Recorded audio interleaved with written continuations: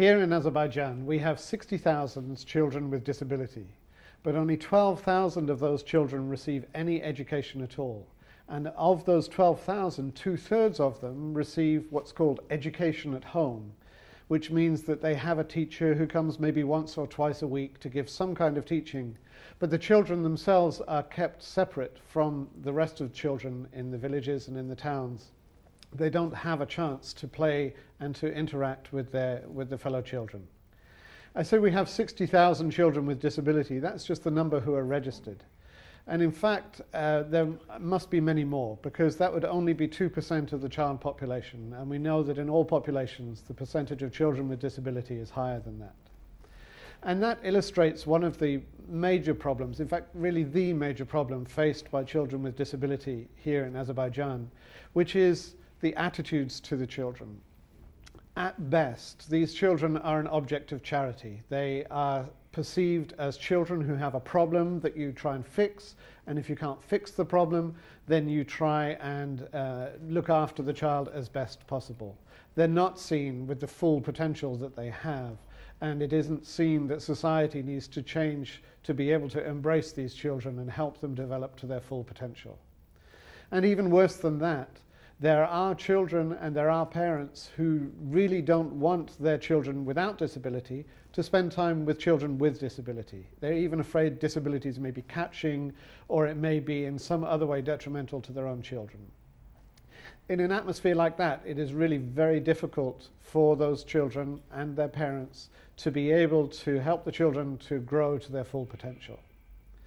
So what have we been doing in Unicef? We in Unicef understood that the first thing that we could do would be to support the government in signing and ratifying the Convention on Rights of Persons with Disability. This creates a whole new atmosphere, an atmosphere where children with disability have rights which should be fulfilled rather than being objects of charity and of pity. So we worked with the government to ratify that convention, and Azerbaijan was one of the first countries in the region to do so, and to develop an action plan to be able to start implementing the convention, and to write the first report, which has already been submitted to the Committee on the Rights of Persons with Disability. So that's all very well and good, and it's good to have an action plan, and we have a high-level task force and a working-level group. But there are specific actions that we are now supporting with different elements of the government and parliament to be able to make these rights become a reality. We're working with the Ministry of Health because there is no screening of newborn children and no monitoring of their development, such that any condition that could lead to a disability could be found early on and could be mitigated, or perhaps even disability could be avoided altogether. The Ministry of Health have understood that this is something that they do need to deal with, and they're working with us now to develop the capacity to be able to do so. We're working with the Ministry of Education on inclusive education. As I was saying, most of the children with disability who receive education at all do so in a segregated way at home. We're working with the Ministry of Education to establish inclusive education in preschool and all the way through from primary to 11th grade, so that they can, so that all children can study together and they won't be segregated and they won't be on their own. This, of course, is a very large undertaking. We are doing it in conjunction with the Heydar Aliyev Foundation, which is a major foundation headed by the First Lady of Azerbaijan. And together we have developed a first project for the first 100 schools, which will be converted to be inclusive in their education. UNICEF works on the curriculum and on the teacher training. The Heydar Aliyev Foundation works on the hardware and the changes that are needed in the school infrastructure. And together we're working with the Ministry of Education for the legal changes that are necessary for this all to take place. But beyond all that, there is this problem of attitudes and of stigma.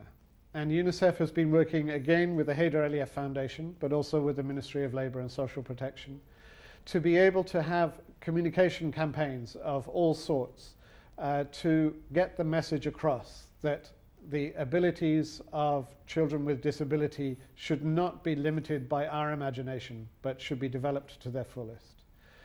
We hosted, with the Haider Elia Foundation and the government, an international conference on disability, bringing in international experts and practitioners from governments around the region to highlight the issues of disability. And in conjunction with that, we had the first ever field visit of the Unicef ambassadors, the Berliner Philharmoniker, who came not only to give a high-level performance with the Azerbaijan State Symphony Orchestra, but also to perform music with children with disability, to show that everybody is important, regardless of their age, regardless of their abilities. The communication campaign also takes place in different ways, like flash mobs, like with public service announcements, with billboards, with every way that we can to get the message across that all children have equal rights, equally, and for all, throughout the country.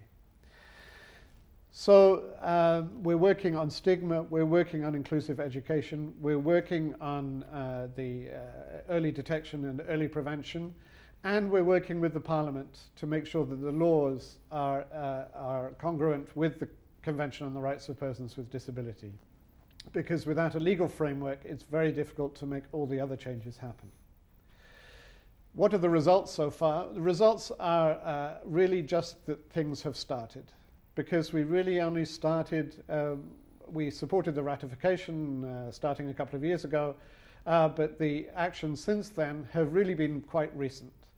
And the results can be seen in the commitment of the Parliament, of the Foundation, of NGOs, of the different government ministries to make the changes necessary to give proper support to the children with disabilities. We're moving forward with all of these areas. The other area that I really want to move forward, and as soon as we have the capacity, we will continue doing so, is to find ways to allow children with disability to take greater part in decisions that affect their lives.